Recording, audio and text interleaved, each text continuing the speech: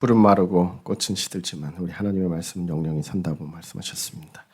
오늘 이 말씀이 우리를 살리고 우리에게 영생을 주며 또 영생의 양식이신 우리 예수 그리스도를 바로 깨닫고 믿는 또 그분 안에 거하며 함께 교제 나누는 복된 시간이 되게 하여 주시옵소서. 입술의 모든 말과 마음의 묵상이 주님께 연락되기를 원하며 예수님의 이름으로 기도하옵나이다. 아멘.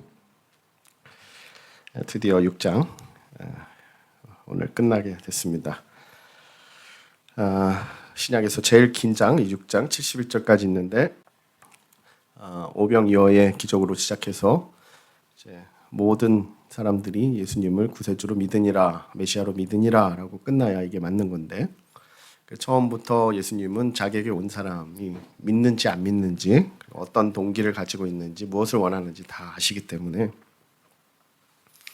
그런 사람들에게 조금 풀어서 쉽게 유저 프렌들리라고 하죠, 우리가. 그래서 알아들을 수 있도록 말해 주시고, 충분히 오해의 소지가 있잖아요. 그리고 왜 이 사람들이 수근거리고 불평하며 돌아섰는지 우리가 충분히 이해할 수 있지 않습니까? 살을 먹고 피를 마시라니요. 그러면 말이 안 되는 것이죠. 특별히 모세의 율법에서 모든 생명의 그 상징은 피에 있기 때문에 절대로 피를 먹어서는 안 된다라고 율법에 금하고 있기 때문에 오늘날까지도 유대인들은 또 이제 무슬림들도 그렇고 할랄 음식을 먹잖아요. 그렇죠? 할랄 음식이라는 것은 특별한 방법으로 도축을 하는 것입니다. 그래서 피를 먼저 다 뺀 다음에 도축을 하는 것입니다. 그래서 살에도 전혀 피가 남아 있지 않도록, 그래서 할랄 치킨을 먹으면 오히려 피가 없습니다. 그리고 그 성지순례를 가게 되면은 코쉘 음식이라 그래가지고 아직도 모세의 율법에서 제정하고 있는 것처럼 굽이 갈라지고 그다음에 대세김질을 하는 깨끗한 음식만 먹게 되죠. 그래서 돼지고기 절대 삼겹살 먹을 수 없습니다. 그리고 해산물도 비닐이 없는 것, 이런 거 먹을 수가 없어요. 이런 것을 코쉘 음식이라고 해서 굉장히 거룩하게 삶에서 지키고 있는 사람들에게 그 짐승의 피도 안 먹는데 지금 와서 사람의 피를 마시라.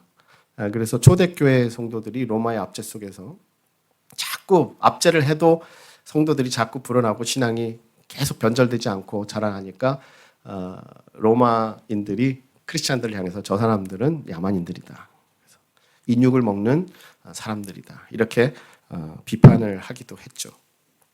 우리가 6장에서 눈여겨봐야 되는 것은 처음에 이 의심과 불신이 점점 더 자라서 41절에서 불평이 되고 52절에는 다툼이 되고 또 끝나는 71절에 돼서는 배신이 된다는 것입니다. 점점 더 자라가는 거예요.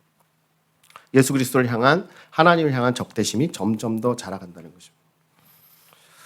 분명히 14절에서는 예수님을 선지자라 그랬고 15절에서는 왕이라 그랬고 25절에서는 랍비라 그랬는데 왜 이런 일이 일어났는가? 그리고 왜 예수님은 이런 것들을 보고만 계시는가? 어떻게 잘못 보면은 예수님이 그냥 일부러 안 믿게끔 더 세게 얘기하시는 것 같아요. 어떻게 보면 그런 인상도 줍니다. 왜 그럴까? 그는 우리가 하나님의 일을 이해하는 것은 우리의 이성으로 이해하는 것이 아니라는 것을 우리가 먼저 깨달을 필요가 있습니다. 때로는 이것이 이해의 문제가 아니라 관계의 문제라는 것이죠. 정체성의 문제라는 것입니다. 하나님이 나에게 꼭 내 이성에 맞게 모든 것을 설명해 주시고 내가 받아들일 수 있는 쪽으로 모든 것을 보여주셔야 내가 믿을 수 있는 게 아니라 하나님이 온 천지 만물을 창조하시고 다스리시는 전능하신 하나님이 되시는 것을 내가 믿으면 제가 이해하지 못할지라도 하나님은 하나님 되십니다. 베드로의 고백이 오늘 그런 것이죠. 영생의 말씀이 여기 계시는데 제가 어디 가겠습니까? 우리가 주님은 하나님의 거룩하신 자인 줄 알고 믿었습니다. 베드로는 왜 많은 제자들이 물러갈 때 5,000명으로 시작해서 12명이 남았습니다. 실패도 이런 실패가 없는 거죠. 목회 완전히 실패한 거예요. 6장만 놓고 봤을 때 12명 중에서도 예수님이, 그것도 심지어 하나님이신 예수님이 선택한 12명 중에서도 배신자가 있다. 그런데 그것을 배신자라고 얘기하지 않고 뭐라 그랬습니까? 마귀가 있다 그랬어요. 마귀. 여러분, 어떤 지상에 있는 그룹도 100% 깨끗한 그룹은 없습니다. 여러분들이 완전한 교회를 찾아다니시면 주님 오시기 전에는 절대로 발견할 수가 없습니다. 반대로 어떠한 그룹도 100% 불순하진 않습니다. 북한에도 하나님을 신실하게, 우리보다 더 신실하게 믿는 남은 자들이 있습니다. 근데 그 남은 자들이 뭐라는 거예요? 소수라는 것입니다. 소수. 그런데 이 남은 자들은 모든 것을 다 이해하고 자기들이 이성적으로 받아들였기 때문에 믿은 것이 아니라, 주님, 제가 무슨 말 하시는 건지 모르겠습니다.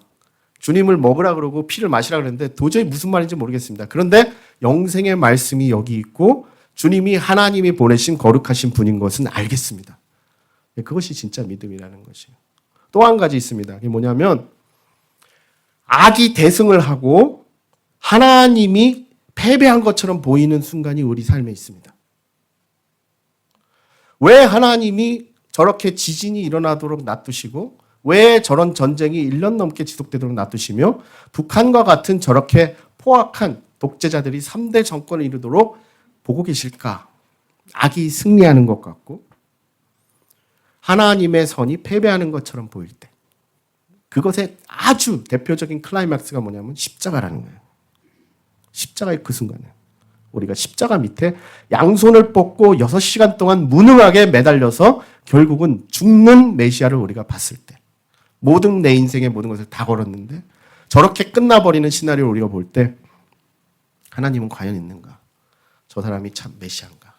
그런 질문을 할 수 있죠. 6장이 우리에게 주시는 가장 귀한 교훈은, 그럴 때에도 하나님은 전능한 하나님이라는 것입니다. 그럴 때도 하나님은 역사하고 계신다는 것이, 하나님이 나의 이성을 만족시키시고 나에게 모든 것을 설명하실 의무가 없다는 것이, 오히려 나를 겸손히 낮춰서 하나님의 말씀을 청종하고 하나님을 믿으며 그 안에 머물러 있는 것이 참 믿음이다. 요한복음에서 참 많이 등장하는 말씀이 이거예요. 뭐냐면 거하라. Remain, abide with me. 15장에 가면은 이제 참포도나무 비유를 하면서 내 안에 거하라 이 말씀을 하시는데, 참 믿음은 다시 한번 말씀드립니다. 참 믿음은 겸손히 내 자신을 낮추며 경청하고, 하나님 말씀을 경청하고 인내하여 끝까지 결승선까지 거하는 것이 참 믿음이다라고 말씀하죠. 왜냐하면 가룟 유다는 지금 모든 사람이 66절에 떠날 때 군중들이 떠났다라고 요한이 얘기하지 않아요. 뭐라고, 누가 떠났다 그럽니까? 제자들이 떠났다 그래요. 그러면 우리가 흔히 누구를 제자라고 합니까? 그 예수님 앞에 와서 사부님, 저를 좀 가르쳐 주십시오. 그래서 한동안 뭐예요? 예수님의 가르침을 배웠던 사람들이에요.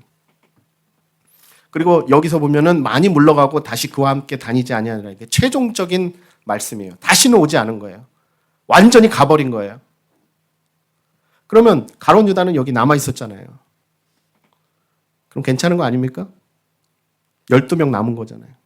그런데 그 12명 중에서도 한 명은 결국 안 믿게 되고, 안 믿게 될 뿐만 아니라 예수님을 은삼십에 팔아버리는 배신자가 된다는 것이에요. 어떤 그룹도 지금 이 시간에도 마찬가지예요. 여기 소수가 모여있지만 하나님의 말씀이 선포되는 이 시간에도 자꾸 거슬리는, 하나님의 말씀이 거슬리는 분이 있다는 거예요. 그리고 받아들이기 힘들고 이성적으로 이해하기 힘든 그런 부분이 하나님의 말씀이 있다는 것입니다. 그럴 때도 우리는 어떻게 해야 됩니까? 바로 돌아서는 안 된다는 거예요. 지금 이 군중들의 문제가 뭐냐면 예수님의 가르침에는 전혀 관심이 없습니다. 이해가 되지 않고 이성적인 사고와 판단과 자꾸 충돌이 됩니다. 여러분, 어떤 25일 날 우리가 다 이제 선거하실 텐데 어떤 수상이 됐으면, 어떤 주 수상이 됐으면 좋겠어요. 다음에 내가 어떤 뉴사우스웨일스 프리미어로 어떤 인정을 해주고 존경을 해주기보다는, 요즘 우리 21세기 우리 마음이 어떻습니까? 대통령도 그렇죠. 나 잘 살게 해주고 어떤 내 요구를 충족해 줄 수 있는 나 중심적인 그러한 판단과 관점과 사고를 우리가 많이 하고 있다는 것입니다. 그래서 지금 52절에서 이제 이 군중들이, 제자들이 이러한 질문을 하게 되죠. 서로 다투어 가로되, 이제 의심이 또 불평이 자라나서 이제 다툼이 되었습니다. 이 사람이 어찌 능히 제사를 우리에게 주어 먹게 하겠는가? How can this man give us his flesh to eat? 자, 두 가지의 어떤 how의 question이 있습니다. 첫 번째의 how의 question은 불신의 부정적인 how의 question이에요. 어떻게 이럴 수가 있지? 하나님이 나한테 어떻게 이럴 수가 있지? 어떻게 하나님 살아계시면 이런 일이 있을 수 있지? 어떤 우리가 답을 구하는 것이 아니라 벌써 부정적이고 하나님을 비판하는 불신의 하오입니다. 두 번째는 믿음의 하오죠. 믿음의 하오. 어떻게 하나님이 나를 이렇게 사랑할 수 있지? 어떻게 내가 지금 이렇게 의식도 못하고 있는 순간에 지구가 시속 6,000km 이상으로 자전할 수가 있지? 자전할 뿐만 아니라 어떻게 365일 1년에 한 번도 빠짐없이 태양을 공전할 수가 있지? 자전하면서 공전할 수가 있지? 부딪히지도 않고 벗어나지도 않고 어떻게 이런 일이 있을 수 있지? 믿음에 내가 자전과 공전을 다 이해하지 않아도 하나님의 아이덴티티가 뭐냐? 하나님은 하나님이시니까 할 수 있지. 그러면 그냥 끝나는 거예요, 거기서. 그러니까 이게 때로는 우리가 어떤 정답을 알아야지만 문제가 해결되는 게 아니라 우리가 불신하는 이유는 하나님이 아직 우리의 삶에 하나님이 되지 않기 때문이라는 것입니다.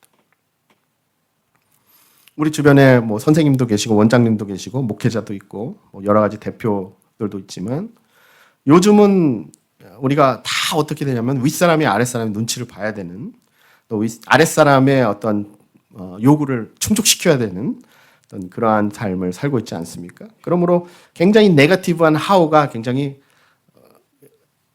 프리벌런트한 그러한 시대에 우리가 살고 있다라고 생각을 합니다. 흥미로운 것은 그러면 예수님이 쉽게 풀어서 말씀해 주시면 되잖아요. 그러니까 내 얘기는 내 살을 그냥 문자적으로 먹고 내 피를 그냥 받아서 마시란 얘기가 아니라 이제 곧 내가 십자가에 달리게 되는데 그거를 너희가 믿어야 된다. 그리고 그것을 끝까지 내 안에 거하면서 나를 불신하면 안 된다라는 뜻이야. 한마디만 해주면 되는데 안 하신다는 것이죠. 더 불신하게 내버려 두신다는 것이죠. 이게 참 무서운 것입니다.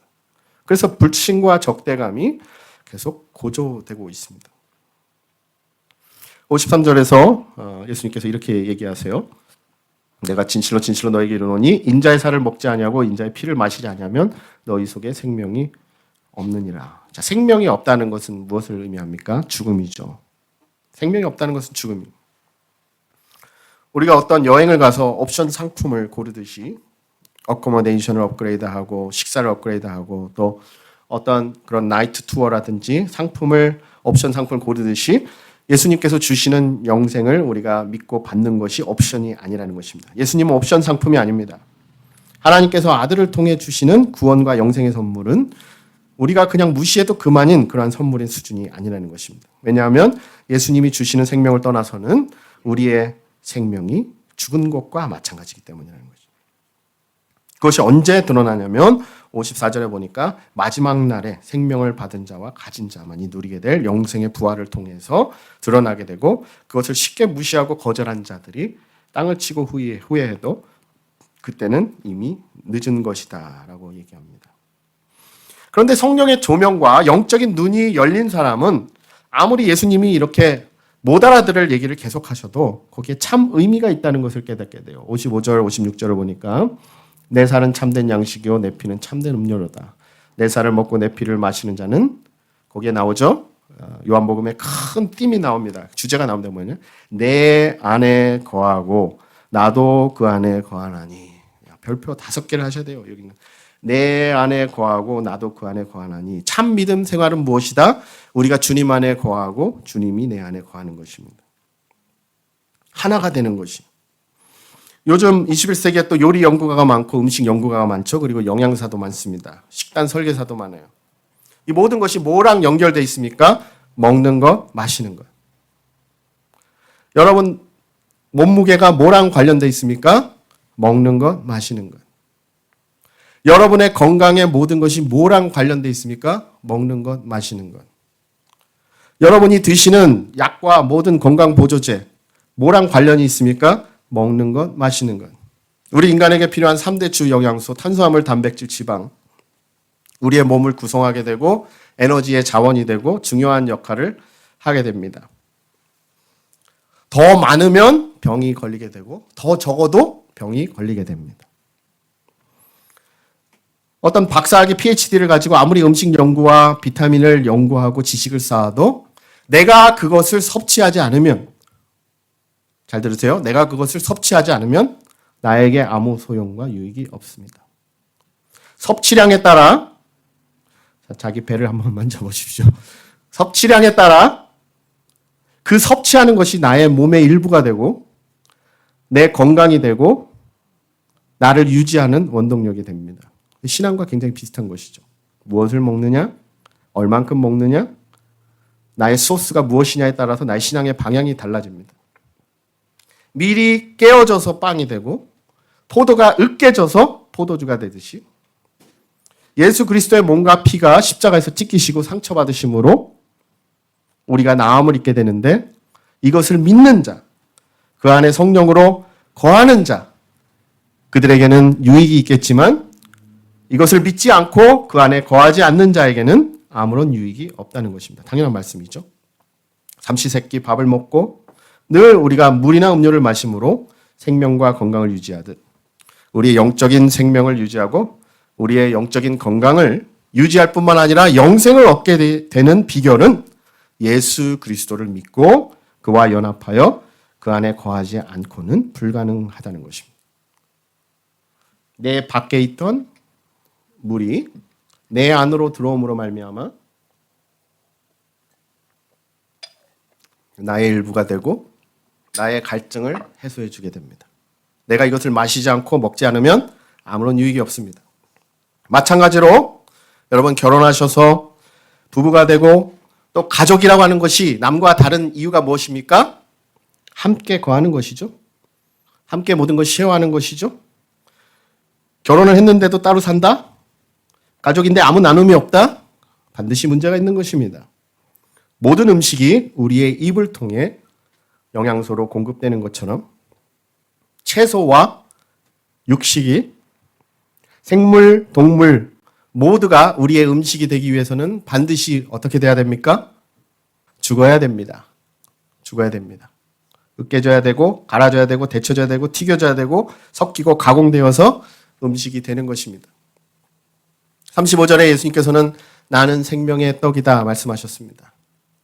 그러면 우리가 매일 우리가 먹는 또 음식에 의존하고 나의 건강을 체크하는 그 모든 것에 비춰봤을 때 그리고 이스라엘이 광야에서 먹었던 만나를 비춰봤을 때 이것은 분명히 예수님께서 죽음과 부활과 승천과 성령의 거듭남을 통해서 주시는 주님 안에 거하는 축복을 말씀하신 것이죠. 나의 전부가 되고 또 나의 일부가 되듯이 공유가 되듯이 하나님이신 예수 그리스도께서 성육신하셔서 구원하신 이 사역이 나의 일부가 될 수도 있고 궁극적으로 나의 전부가 될 수도 있는 것입니다. 그리고 나의 영적인 건강을 가르는 척도가 되는 것이고 그분을 철저히 신뢰하고 나를 비우고 그분으로 채울 때만이 영생이 가능한 것입니다. 이렇게 예수님과 내가 연합하는 이 모든 것을 가능케 하시는 분이 바로 하나님이시고 하나님이 설계자시라는 것이죠. 예수님은 항상 아버지와 나는 하나다라고 말씀하셨습니다. 우리는 예수 그리스도를 통해 아버지의 구원 사역의 선물을 받게 됩니다. 다른 길은 없고 오직 예수 그리스도를 통해서만 얻게 됩니다. 이 모든 것이 예수 그리스도의 십자가의 죽으심이 없이는 불가능하다는 것이죠. 생명 양식이라 하신 진정한 의미는 우리의 영적인 공급을 위해 십자가에서 희생되신 예수님의 구원의 사역을 말씀하시는 것입니다. 그러고 보니까 1장에서부터 세례 요한이 예수님을 보면서 보라 세상 죄를 지고 가는 하나님의 어린 양이다 말씀하셨습니다. 죽지 않으면 불가능한 것이죠. 먹지 않으면 믿지 않으면 혜택이 없는 것이죠. 머물지 않으면 참 믿음이 아닌 것이죠. 나의 오장육부와 뼛속 깊이까지 나의 삶에 예수 그리스도를 모시고 그분 안에 거하지 아니하면 내 믿음은 참 믿음이 아니라는 것입니다. 이러한 영적인 풀어서 해석하는 가르침을 유대인들은 듣지 못했기 때문에 그리고 특별히 피를 마시는 것이 유대 율법에 엄중히 금지되어 있었기 때문에 왜 그들이 비호감으로 돌아섰는지 이해가 어느 정도 되는 부분입니다. 그럼에도 불구하고 영적인 참 양식과 음료를 통해서 영생을 얻는 유일한 방법은 예수 그리스도를 향한 믿음이라고 주님께서 계속해서 우리에게 강조하고 계십니다. 영적인 만나를 공급한다. 우리는 지금 그러한 말을 듣고 사용할 때 흔히 말씀을 읽고 우리가 묵상하여 그날에 승리한다 이렇게 생각을 하는데 예수님이 내 안에 거하시고 내가 예수님 안에 거하는 삶을 산다. 한번 우리의 삶을 한번 생각해 보십시오. 나의 삶의 모든 부분에 예수님이 스며들어 있다. 사랑의 가장 고귀한 종점은 희생입니다. 생명을 내어주는 것입니다. 예수님이 그렇게 하신다는 것이죠. 안타깝게도 예수님의 말씀을 듣고 있는 모든 군중들에게는 모든 것이 가리워져 있고 숨겨져 있습니다. 예수님의 정체도 모르고 오병이의 참 의미도 모르고 다가올 십자가 고난은 더더욱 언웰커밍이고 부활의 영광 아무것도 이해가 안 되고 모릅니다. 그래서 44절에 보면은 예수님께서 이렇게 얘기했죠. 나를 보내신 아버지께서 이끌지 아니하시면 아무라도 내게 올 수 없으니 오는 그를 내가 마지막에 다시 살리리라. 65절에도 반복해서 말씀하셨습니다. 전에 너에게 말하기를 내 아버지께서 오게 하여 주지 아니하시면 누구든지 내게 올 수 없다 하였노라. 지금 이 시간에도 이끄시는 사역이 눈에 보이지 않는 영적인 차원에서 이루어지고 있다는 거죠. 이 모든 것들이 59절에 보니까 가버나움의 회당에서 가르치셨다 이렇게 말씀하고 있습니다. 회당의 목적은 모세의 율법을 배우는 것이죠. 가버나움 회당의 그날에 모세보다 뛰어난 구세주요 메시아이시고 말씀이 육신이 되신 하나님께서 율법보다 뛰어난 하늘의 영원한 만나를 자신의 몸을 통해 주셨지만 깨닫는 자와 믿는 자가 없었습니다. 그래서 이 뛰어난 진리의 가르침이 사람들을 두 갈래 길로 나뉘게 합니다. 여러분, 진리는 반응과 결단을 요구합니다. 생활 양식의 변화와 방향의 전환, 또 포기와 희생을 요구합니다. 제자 중에 여럿이 물러갔다 그랬습니다. 예수님의 가르침을 배우며 따랐던 사람들, 그러나 지속되지 못했습니다. 그들의 마음밭은 돌밭이요 가시밭이어서 뿌리가 깊이 내리지 못했습니다. 세상과 양다리를 걸치고 있었습니다. 그들의 마음과 믿음 상태를 드러내는 질문이 나오죠. 60절, 61절에 보면 제자 중 여럿이 듣고 말하되 이 말씀은 어렵도다. 누가 들을 수 있느냐. 여기에도 이제 퀘스천이 나오죠. Who can accept it? 누가 이것을 받아들일 수 있는가? 네거티브한 질문이죠. 61절에 예수께서 스스로 제자들이 이 말씀에 대해 수군거린 줄 아시고 알았을 때 이 말이 너희에게 걸림이 되느냐? 걸림이 되느냐? 여러분, 하나님의 말씀이 나에게 걸림이 될 때 우리는 주의해야 됩니다. 나의 마음의 상태를 바라봐야 됩니다. 겸손치 못한 것이. 내가 모든 것을 다 알고 있습니까? 알 수 있습니까? 나는 항상 옳습니까? 하나님의 말씀이 나에게 걸림이 된다. 듣지 못하겠다. 듣기 거북하다. 광야에 불평하던 자신들의 조상처럼 불신으로 행동하게 되는 것이죠. 진리는 불변하는 것인데 우리가 진리로 믿고 있는 것이 세상에서 변질된 것이죠. 하나님의 가르침이 걸림돌이 될 수 없습니다. 왜냐하면 하나님의 가르침은 진리이기 때문입니다. 이것은 인간의 가르침이 아니에요. 인간 예수의 가르침이 아닙니다. 하나님의 가르침입니다. 그래서 걸림돌이 될 수가 없는 것이에요. 우리는 항상 이러한 질문을 해야 됩니다. 무엇이 나에게 걸림돌이 되는가? 왜 걸림돌이 되는가? 내가 항상 옳은가? 하나님은 나에게 모든 걸 설명하셔야 되는가? 겸손과 청종의 문제라는 것이죠. 나의 이성과 대립될 때에도 겸손히 믿고 청종하는 믿음. 마리아가 그랬잖아요. 주의 여종이오니 말씀대로 내게 이루어지이다. 나의 이성과 하나님의 가르침이나 다스림이 충돌할 때 주의해야 하는 것입니다. 육적인 것 이상으로 영적인 하나님의 존재에 대해 우리가 더 겸손해져야 되는 것입니다. 그래서 주님께서 말씀하셔요. 이것이 너희에게 걸림돌이 되느냐? 62절. 그러면 너희가 인자의 이전 있던 곳으로 올라가는 것을 볼 것 같으면 어찌하려느냐? 아직 시작도 안 했는데 벌써 못 믿으면 어쩌겠는가? 그렇게 마음이 강팍하고 목이 고자서 어떻게 믿음을 가지겠는가? 생명의 양식으로 벌써 걸림돌이 된다면 십자가를 어찌 감당할 것인가? 예수님은 인간이 아니라 예수님께서 오신 곳으로 돌아간다는 것은 예수님은 영원하신 분이잖아요. 영원한 하늘나라, 아버지의 오른편, 그것을 어떻게 이해할 거라는 것입니다. 아버지께서 이끌어 주셔야지만, 허락해 주셔야지만 우리가 이해를 할 수 있는 것이죠. 창세기에서 하나님께서 아담을 지으시고 코에 생명을 불어넣어 주셔서 생명이 되었듯이 아들을 통해 주시는 위로부터 거듭나는 성령의 거듭남을 받은 자만이 믿음을 가지고 영생할 수 있다는 것입니다. 나에게 걸림돌이 되는 그 주님의 말씀이 영이고 생명이라는 것입니다. 63절입니다. 살리는 것은 영이니 육은 무익하니라. 내가 너에게 이른 말이 영이요 생명이니라. 말씀이에요. 말씀. 태초를 어떻게 창조하셨습니까? 말씀으로 창조하셨어요. 인간의 가르침이 아닙니다. 우리를 그분 안에 머물게 하는 원동력은 바로 하나님의 말씀인 것이에요. 믿음은 들음에서 나고 들음은 하나님의 말씀에서 나는 것입니다. 이 말씀에 거하지 않는 자는 믿음이 없게 되고 중도 하차 되게 됩니다. 64절이죠. 너희 중에 믿지 아니하는 자들이 있느니라 하시니 이는 예수께서 믿지 않는 자들이 누구며 자기를 팔 자가 누군지 처음부터 아심이라. 자, 요한복음이 21장까지 있는데 16장도 아니고 이제 6장에서부터 벌써 가룟 유다가 강조되고 등장하고 있습니다. 한번 비치심을 얻고 한번 하나님의 선택함을 받고 12명 안에도 들었던 자 중도 하차하고 불신해서 이제 배신으로 가게 되는 대표적인 인물이 가룟 유다라고 하는 것이죠. 지금은 남아있지만 장차 떠나가게 될 것을 암시하고 있는 것입니다. 빛은 한번 비치고 떠나는 것이 아니라 우리에게 계속 비치시기 때문에 궁극적으로 거짓을 판명해 내게 됩니다. 예수님이 주인이 되신다면 우리는 겸손히 그분을 경청하고 따를 것입니다. 12명을 향한 도전, 그리고 우리를 향한 도전 예수님께서 하고 있어요. 66절이죠. 이러므로 제자 중에 많이 물러가고 다시 그와 함께 다니지 아니하더라. 예수께서 12제자에 이르시되 너희도 가려느냐? 너희도 가려느냐? 많은 사람이 떠났는데 이해가 되지 않고 있는데 너희들도 가려느냐?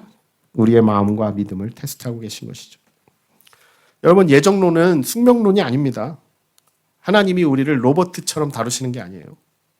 여전히 우리의 의지와 결정과 순종이 요구됩니다. 성경은 그것을 강조하고 있어요. 61절과 같은 의미죠. 예수께서 스스로 제자들이 이 말씀에 대하여 수근거린 줄 아시고 가라사대 이 말이 너희에게 걸림이 되느냐? 너희도 가려느냐? 예수님이 우리에게 묻고 계시는 것입니다. 우리의 모든 것을 아시는 주님이시지만 우리는 힘과 뜻과 정성과 의지를 담아 결정하고 고백하고 따라야 됩니다. 여호수아가 이스라엘 백성을 향해서 이렇게 얘기했죠. 너희 섬길 자를 오늘날 택하라. 오직 나와 내 집은 여호와를 섬기겠노라. 여러분 결단하셔야 됩니다. 베드로의 대답이 우리의 대답이 돼야 됩니다. 주님, 저는 주님 가르치시는 것을 도저히 이해 못하겠습니다. 그러나 영생의 말씀이 여기 계신 것을 믿습니다. 그리고 주님은 하나님께서 보내신 거룩한 분이심을 제가 믿습니다. 그때 예수님께서 잘 대답했다 베드로야. 이것을 알게 한 분은 하늘에 계신 아버지다. 이렇게 칭찬하지 않으시고 오히려 뭐라 그러시냐면 베드로야 정신 바짝 차려라. 12명 중에서 한 명도 마귀다라고 말씀하시는 거죠. 자, 오늘 6장을 마무리하면서 5,000명으로 시작해서 12명 남았습니다. 12명 중에서 한 명은 마귀입니다. 사탄의 공격에 무너질 자가 12명 가운데도 있습니다. 여러분, 지상의 어떤 그룹도 100% 깨끗하지 않습니다. 예수님께서 선택하셔도 이렇게 마귀가 그 안에 있습니다. 하나님의 주권을 인정하십니까? 인정하신다면 그분 안에 겸손히 거하셔야 됩니다. 하나님이 무능하신 것 같고 안 계신 것 같고 나에게 관심이 없으신 것 같은 그 순간에도 하나님이 여전히 주권 가운데 다스리고 계신 것을 믿어야 됩니다. 그것이 바로 진정한 믿음인 것입니다. 기도하겠습니다. 감사합니다, 주님. 6장의 말씀을 잘 마칠 수 있도록 도와주시고 우리에게 말씀을 허락해 주심을 감사합니다. 우리의 신앙 가운데 내가 이해되지 않는 어려운 것 그리고 내 이성에 반대되는 하나님의 가르침이 있다면 겸손히 내 자신을 하나님의 하나님 되심에 굴복할 수 있도록 도와주시옵시고 예수 그리스도를 진정 구세주로 고백하며 믿는 참 믿음과 제자도를 저에게 허락하여 주시옵소서. 가룟 유다는 한때는 예수님을 사랑하고 존경했습니다. 그러나 변절되고 말았습니다. 변절될 뿐만 아니라 주님을 팔아넘겼습니다. 하나님, 저희 자신은 절대로 가룟 유다보다 나은 사람들이 아닙니다. 오직 주님께서 이끌어 주시고 겸손히 그 이끌어 주시는 것을 따라갈 때에만 우리는 결승선에 도달할 수 있습니다. 택함 받은 자들 속에 있으면서도 물질과 땅의 것, 육신의 문제만 생각할 때 나도 모르는 사이에 분별력을 잃고 마귀에게 쓰임받을 수 있다는 것을 기억하며 좁은 문으로 가는 것, 그리고 소수만이 남게 되는 그 진리를 배웠사오니 이제 세상을 살아갈 때 주님을 원망하고 불평하지 않도록 도와주시옵시고 생명의 양식 되시는 주님의 영적인 공급을 늘 받으며 여호와는 나의 목자이시니 나에게는 진정으로 부족함이 없습니다라고 고백하며 살아가는 세상을 초월하는 믿음의 성도들이 되게 하여 주시옵소서. 예수님의 이름으로 기도하옵나이다. 아멘.